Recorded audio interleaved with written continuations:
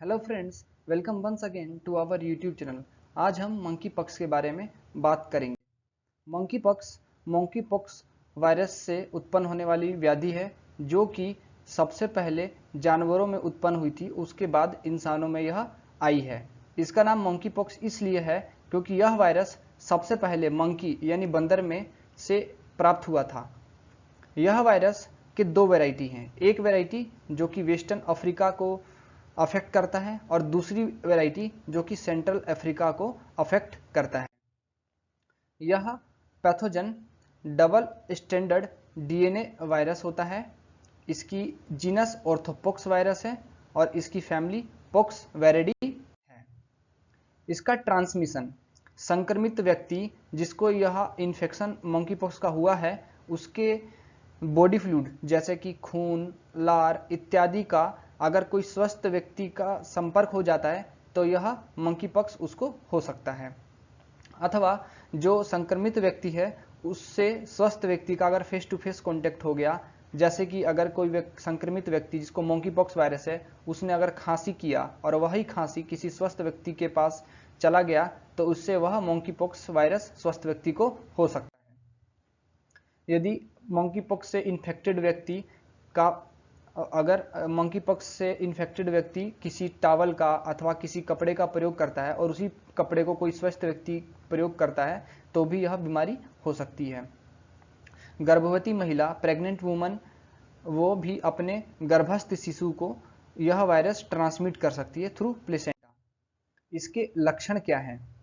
Usually यह monkey pox virus का infection होने के बाद इसके लक्षण स्पष्ट होने में 6 से 13 दिन अथवा 5 से 21 दिन का समय लगता है। मुख्य रूप से बुखार, सिर में दर्द, शरीर में गांठ होना और पूरे शरीर में दर्द, कमर में दर्द और मांसपेशियों में दर्द होना, यह मुख्य लक्षण मंकी पॉक्स में देखने को मिलते हैं। सबसे पहले इस बीमारी में मैक्यूल होता है जो कि इस चित्र में दर्शाया गया है। उसके बाद पेप्यूल, यही मैक्यूल थोड़ा सा उठ जाता है तो पेप्यूल का निर्माण होता है।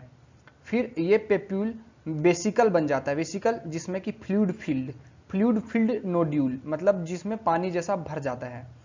उसके बाद इसी वेसिकल में पश्यूल मतलब पस यानी मवाद भर जाता है। उसके बाद फिर यह क्रस्ट मतलब जैसे पश्यूल जो है फूट जाएगा, उसके बाद इसके ऊपर पपड़ी जम जाती है जैसे कि इस चित्र में दिखाया है। फिर उसके बाद यह घाव ड्राई हो जाएगा। तो ये कुछ स्टेजेस हैं मंकी पॉक्स के इन्फेक्शन के। इसका कैसे पता चले कि मंकी पॉक्स वायरस हो गया है? तो मेनली इसके जो लक्षण है वह स्मॉल पॉक्स अथवा चिकन पॉक्स से मेल खाते हैं, परंतु स्मॉल पॉक्स और चिकन पॉक्स में लिम्फेडिनोपैथी यानी शरीर में गांठ उत्पन्न नहीं होती है।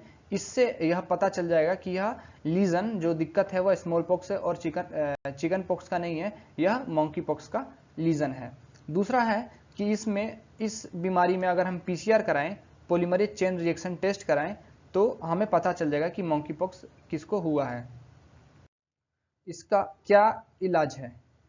तो जो स्मॉल पॉक्स के लिए एंटीवायरल जो एजेंट है जिसको टेकोविरिमेट कहते हैं, उसका प्रयोग अभी तक इसी का प्रयोग अभी तक अप्रूव है मंकी पॉक्स वायरस के ट्रीटमेंट के लिए। और जो स्मॉल पॉक्स के लिए वैक्सीन है, जो जिस वैक्सीन का प्रयोग करते हैं स्मॉल पॉक्स में, अगर उसका भी प्रयोग किया जाए तो भी मंकी पॉक्स से थोड़ा लिमिटेड प्रोटेक्शन मिलता है हमको। और अगर सीवियर केस है तो उसके लिए इम्यूनोग्लोबिन का प्रयोग किया जाता है। तो I hope this brief introduction can cause some information to you. Thank you very much for watching.